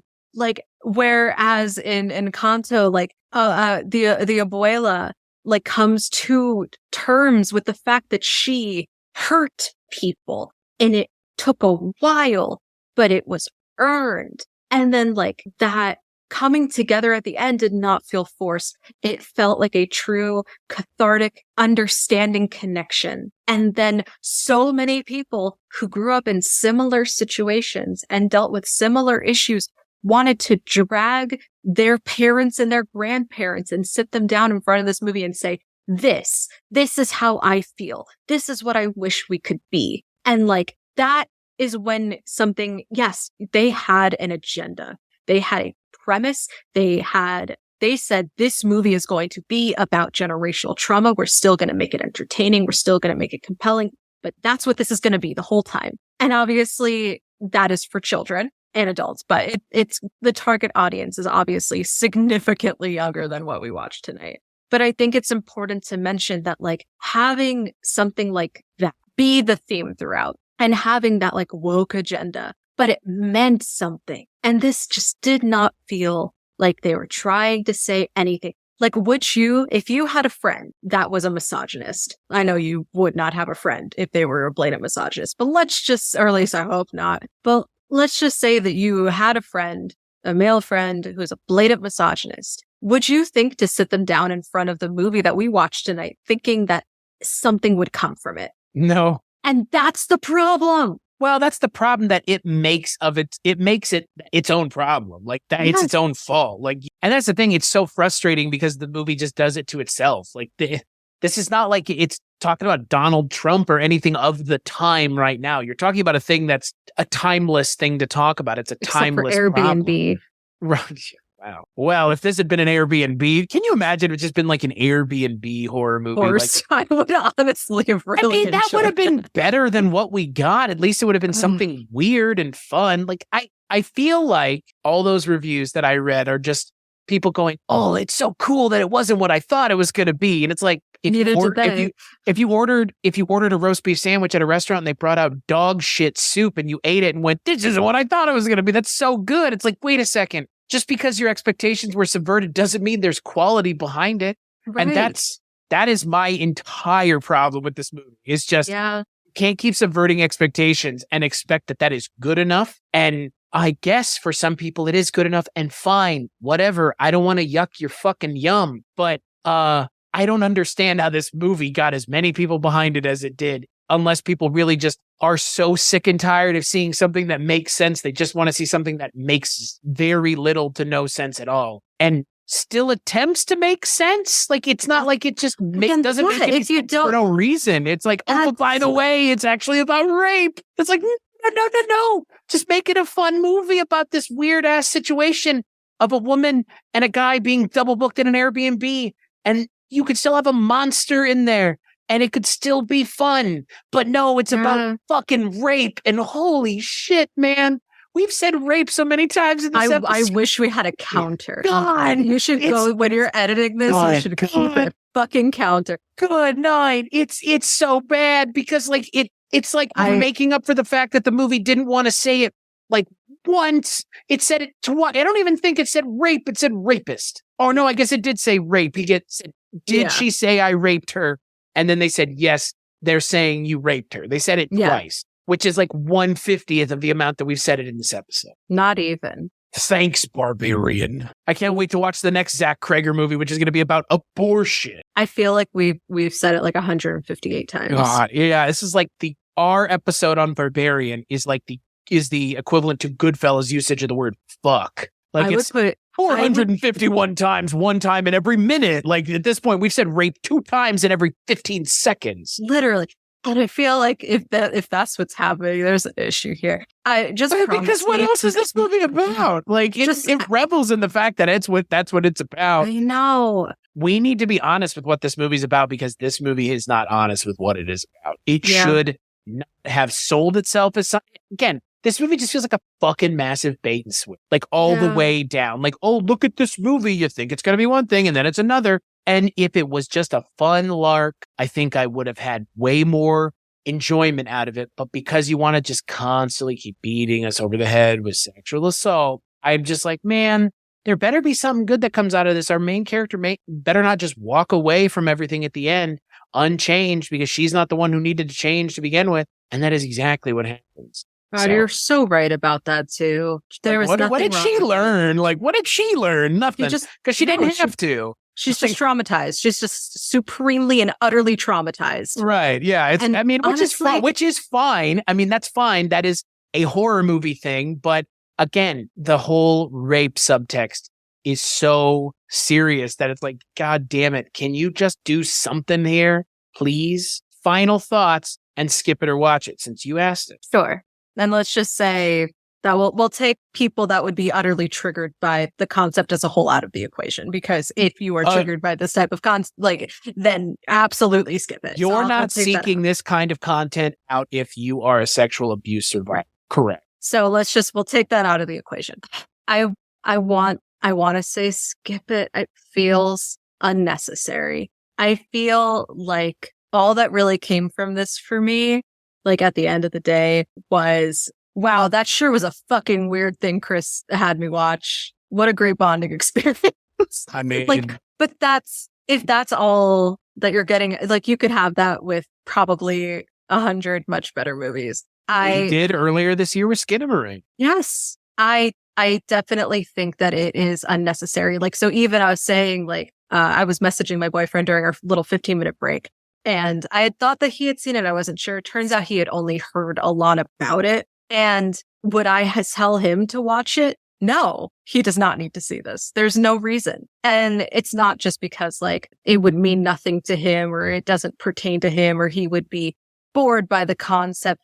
It's just too much. It's just too much. And to what end? And like, the only reason why I would want someone to watch this would be like, you think this is really fucking weird too, right? Like, I would just want like validation. I would want to share the insanity with someone, but that's not a good reason to watch something. I would want, like, if it was to some, it is to some people, but it might not be to you, which I do appreciate, and I'm with you. Sometimes just like seeing something new and fun, that's not enough for me. Sometimes it's not enough. And as we go further in our lives and we see more and more things that we haven't seen before and less things seem new to us, we will get to a point where it's like, I have seen all this. So it's like, I watched it with you. I feel validated. I don't need to watch it and show this to 3 other people and say, do you get it? Do you see why I feel this way? Cause like, I already feel validated enough in my opinion. I don't need anyone else to go through this on my behalf. Like, but if you find somebody that's already watched it, you can at least have an interesting conversation with them. And that's the thing. Like, it really feels like I watched it so you don't have to. That's what it feels like. I watched it so you can live the rest of your life without the knowledge of everything and every detail of what goes on in this movie. So yeah, I guess ultimately skip it. I don't regret watching it. I had a great time watching it with you. I wanted to watch at least one more scary movie for the Halloween season, so I'm glad I got to fit something in. 4 more days. What the fuck? You got 4 days. You want some suggestions? You want to just watch another one right now? It's 2 a.m., sir. I mean, it's only 1 a.m. here, and everybody knows it's horror movies are meant to be watched at night. Are you watching these things in the middle of the day? What is this? I absolutely am going to have to watch the FNAF movie. I have. Well, I mean, it can't be any worse than this. I mean, I guess it could, but what? There's like a 0% chance pandering. Well, and there's like a 0% chance that there's any rape in the Five Nights at Freddy's. There's none of that. Like, oh, look at Freddy Fazbear over there, just sexually assaulting everybody. Like, no, thank God that's not what it's about. No, it's just about murdering children, which is, I guess, better. Can you say that? Can you say that rape and incest babies is better and or worse than murdering children? I will say murdering children has seemed more off limits for a long time until recently, and movies now are starting to do it more often, which it gets, again, like for me, sometimes it's a groaner of a thing, and sometimes I'm like, well, you used it effectively. And you can use it effectively, just like killing an animal in a movie can be used effectively. I'm advocating everybody do it in every single movie. But it does work when it's done right. So to be fair, once the children are killed, they stay a part of the story. Like their souls, like that is integral to the story. So like it's not like I'm just killing off children for the sake of it. Yeah, but I mean, again, you can just kill off kids for the sake of it if the narrative makes it work. But again, that's like if we're talking like level of complexity to get to that point, make it work. Like the reason it doesn't happen in a lot of movies successfully is because the only people that can do it well are people that know what they're doing. Right. Seasoned screenwriters, not just Friedberg and Seltzer making epic movie and date movie over and over again. Right. Cool. I mean, there's no nuance there. And that for me is, I think, the thing to bring back something just for a limited time offer. Because again, this is the 9th year of been doing this. So why not bring back a little moment of time? Skip it. I say 100% skip it. There have been better movies that have come out since this movie. Talk to Me is one of them. I mean, I would even advocate watching It Lives Inside over this movie, or No One Will Save You, because at least at the end of that movie, you're like, well, this was just fucking dumb. And the movie kind of revels in how dumb the premise ends up panning out. This movie kind of wants to be serious and like, oh, you're no fun. Like it comes down to a premise that has so much fun, and the first act that promises something that it so fails to deliver on that I almost advocate like just watch the first 30 minutes, and once the guy dies in the basement, just turn it off. Like and what do you need to know beyond that? Do you need to know if she survives or not? No, because there's not much of a characterization there enough for it to really matter. Like you've seen a fun little short movie and that's it. Watch the first 30 minutes and then like the last 15 minutes Yeah, but you would have no idea who the fuck the Justin Long character is. Yeah, but like, I don't really care. He dies anyway. That's fair. I will say the moment we didn't mention, and this is the moment that I will say, if you could find it on the internet, is pretty funny. So this is the caveat here. Search out the moment when the creature busts through the wall behind Andre, the homeless man, when he goes, I've lived here for 15 years and she's never come outside. Motherfucker bursts through the wall like the Kool-Aid man from hell and pulls a Mortal Kombat 4 and rips his arm off and beats him to death. Yep. Darius and Quan Chi for Mortal Kombat did that as fatalities. And then I've seen it in a movie. And you know what? It's stupid in video games and it's stupid in movies. It is so dumb to see. Yeah. It's just a dumb thing to see. It kind of smacks of when Jason murdered those two women in a sleeping bag by slamming them against a tree over and over again. But at least that's a funny visual. This is just like, I don't know, like it has never worked because it's so goofy. Yeah. It's so silly. And you know what? That's the thing. If this movie had been silly and fun, I might have enjoyed it. But it kind of is this weird amalgamation of too many ideas and not enough focus. And you know what? Maybe Zach Kreger's, whatever his next film is, I hope that it's a little bit more focused and it's not just, I had this great idea and then I wrote the script and then I didn't know what to do. So I did whatever. And it's like, okay, this time that worked. Next time it might not. Right. So and that is where we leave this movie. And I hope to God I never have to watch it again. Like for real. Like it was, yeah, like to maybe like let the veil drop for a moment. Like this movie, guys, just did. I might rewatch the beep. There have been few and far between movies that I'm like, I have no interest in revisiting it for any number of reasons. This movie's now on that list because, like, yeah, I've seen it. Fine. It was less than fine. It sure thought it was better than fine. And boy, everybody else were outliers in a camp of people that really like this movie. This movie is in the conversation for other movies that have come out, like It Follows, The Witch, Talk to Me, all these high-profile horror movies that come out that people are really high on and often under-deliver. And 99% of the time, they're A24 movie. You know, as much as everybody else liked Hereditary, it wasn't my jam. As much as everybody else liked Midsommar, wasn't my jam. But there are plenty of those movies that came out that weren't anybody's jam. And this movie has its defenders and it has its fans. You and I aren't one of them. Emma, I will ask you to close this episode. Is there something that you do watch at this time of the year? Specifically year to year? Or do you have traditions like that? I do. Wow. I have one. Wow. I have one specific one, and you're going to think it's so silly. I'm glad I asked. That's all I will say. Because I was more worried you were going to say, no.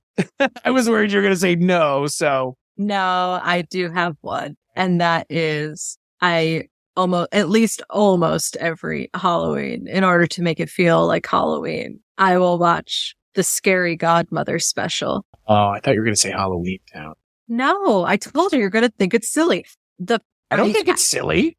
I love it so much. It's so, and honestly, like quality wise, it has not necessarily aged well. There are some parts of it that are pretty good and hold up. There's a lot of parts of it that are really funny looking now that it's all, but it's just so wholesome and so fun and so quotable. And the characters are so iconic, and it just embodies the spirit of Halloween for me without making it about much else. Literally, the entire premise of the first special is, I'm scared of monsters. Now I'm not scared of monsters, and I get to party with them. That's it. I love it. I love it. It's all it needs to be. It's perfect. It encapsulates Halloween, in my opinion. It doesn't try to be some like, there's been a curse. And don't get me wrong, like I love that shit. Like that's great too. But there's something so, it is Halloween distilled, you know? It's just Halloween. Nothing more, nothing less. It's not trying to say anything big. It's just trying to be, if Halloween was a 45-minute special, what would it look like for kids? And I love it. So yes, I watch the Scary Godmother special every year. I mean, I watch Halloween Town, so I don't think it's silly. I think like a lot of holidays, a lot of the holiday movies for Halloween are geared towards kids. And the ones that stand out are the ones that still hold up as adults. And not just because they are geared for adults, it's just because they still kind of hold up. Like Halloween Town is not for adults at all. There's very little of it that's for adults, but it still holds up because it's still well made. Yeah. And, like that, for a holiday movie, that's often all it takes. It doesn't have to be some amazing, like you said, groundbreaking movie. Sometimes it just has to have a lot of heart and be well made. So much heart. It's bursting with heart. Just like Halloween Town, yeah, like I get it. I don't think it's silly at all. And Hocus Pocus is great too, but it's not a tradition. I know for most people, it's either Nightmare Before Christmas, Halloween Town, or Hocus Pocus. Like those are the big three, I think, in terms of like Halloween movies. Like Charlie Brown too, but again, like that's a little older. Yeah, if we're gonna say like relatively contemporary, I think those are like the big three. Yeah, I would. Would you add anything to that? There are things that I could add, but again, like more horror, like Trick or Treat is one that I think people would make a pretty hard case for. Monster House.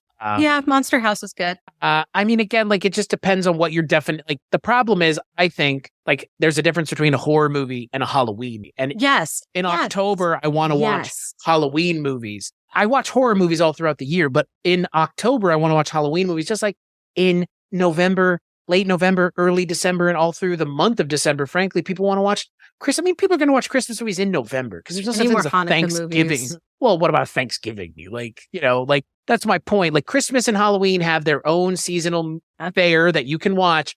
And I would rather watch Halloween movies in October than watch horror movies specifically in October because you can watch horror movies anytime. So, that's my take on it. I like a mixture of both if I'm able. Right. But like, I'm saying like people like there's this whole thing of like, I want to watch horror movies in October. And it's like, you can watch horror movies any time of the year. Watching Halloween movies all year round may be a different question. There are people that watch Christmas movies all so that they can feel in the spirit. And I totally get it. And I'm poo-pooing it or yucking your yum. But in October, watching Halloween movies is where I'm at. And I don't necessarily want to watch horror movies. I want to watch. Again, I'm not super big into Hotel Transylvania. I know a lot of people are. I like that Goosebumps movie that came out that had Jack Black in it. That's fun. Jack Black makes everything better. The Addams Family movie, I think, is a good option. Halloween 3 isn't too scary, and it's about Halloween and a company that sells Halloween masks to children that they're going to try to kill the children with the Halloween masks. Like, if that's not a Halloween story, tell me what is. Right. And, Maggie and I covered Ernest Scared Stupid, which has horror movie moments, but it's also a fucking Ernest movie, which means it's essentially for kids. So that's the thing. It's like, it's hard to escape Halloween stuff being for kids, but the best stuff is both for kids and at times also just for kids at all, but based at Halloween time, like this little movie called Halloween. Have you seen the Scary Godmother special? No, I haven't, but I'm going to watch it this season now just for you and tell you what I. There is a second one. It's like fun. Right? Yeah, there are two and they're short. The second one is not necessary unless if you decide that you love it so much. The second one is adorable too. But the first one is absolutely necessary. I have a soft spot for early 2000s children's programming. I was 13 when that came out, so I wasn't too far outside of like a realm of possibility. Just like it's a Halloween thing. It's a Halloween thing. So fucking cute and so fucking stupid and so fucking wholesome. And it does not take itself seriously in the best way. I love it so much. If you let me know when you watch it because I absolutely want to hear your reaction. Again, I have a soft spot for Halloween programming, regardless of how good or bad it is, because Halloween is my favorite holiday, and I don't know. Too. Yeah, Halloween is the holiday that I want to like think about and prepare for and celebrate weeks in advance. Well, I just want to live in the fall time constantly. Like this time of year right now when the weather is the way that it is. And now we're supposed to get snow over the weekend for the first time. Oh my God. There you right. Like, there you go. Damn. For us, it's going to be like in the 70s. Yeah, no, we're supposed to get snow over the weekend. So surprisingly, I'm warmer. Yeah. That's crazy. It's the This season poor is starting planet. early. Yeah. Or fucking planet. The season's starting early, so we'll see. No, I like I said, I'm more of a Halloween movie guy at Halloween time than I am horror specific. But again, I watch horror movies all the time. If a new horror movie comes out, more than likely I'm going to watch it once I can watch it. You know, Right. we haven't covered the new Exorcist movie. Maybe we eventually will, but I watched that the moment I could. Like I just the movie going experience, going to theaters is so still exactly what it is and hasn't changed even though the pandemic happened. I don't go see new movies, so I see them when I can. So, and like no new Halloween movies come out anyways. Like that's not a thing. Halloween movies don't come out every year. And if they do, they're good enough to revisit the next year or the year after. Mm-hmm. That's the reality of holiday movies is you got to do a lot to be a movie worth revisiting every year from the year you come out. Like that's a weird thing that holiday movies have that so many other movies don't have. It's like the expectation is you're going to revisit it every fucking year until you probably die. It evokes a feeling. That's the thing, right? Yeah. Is that when something becomes a tradition, you tend to not feel whole without it. Like I would not feel whole during Hanukkah if I did not light a menorah, you know? Right. Like how could I? That's right? just a tradition. Like watching horror movies and Halloween movies at Halloween time is a tradition the same. Like how can I have a Thanksgiving without apple pie? Like there are staples. Sure. And I absolutely think that movies, because they're a time where people that you care about can all sit on a couch and just enjoy experiencing something together. Like, obviously you don't have to watch it with other people, but like it's a bonding thing. It brings people together. Iconic movies are shared experiences, like beyond just like your family or your friends. Like you can talk about them with so many people because so many people have seen them. Like it creates an atmosphere. It affects the season. I love it. I really do. I'm right there with you. And again, I'm glad we got to. I mean, I'm glad we watched this movie. I'm glad we watched quality it of the movie notwithstanding, because it was insane. It lived up to being a weird movie. If you want to watch something that's weird, I mean, and it has just want to be like, what the fuck? What the fuck? Yeah. Then like, yeah, then go for it. It's absolutely that. Yeah, it's rapid fire ridiculousness, but again, of like a horror movie variety. So it was an experience. If you want to find more episodes of me talking about non-horror movie stuff with Emma, you can find us at scarystorieswetell.com, which is the place where the two of us are normally talking about, things on the internet, things that have happened in real life, all kinds of stuff. WeirdingWayMedia.com, scarystorieswetell.com, Kulturecast.com for this show, obviously. Patreon.com, 10, 20, and 50. Those are the levels you can get in at if you want to support the show financially, but rate, and review the show wherever you get it, more than likely iTunes. Emma, thank you so much for joining me. This was fun. Thank you so much for having me. And as always, we'll catch you on the next episode.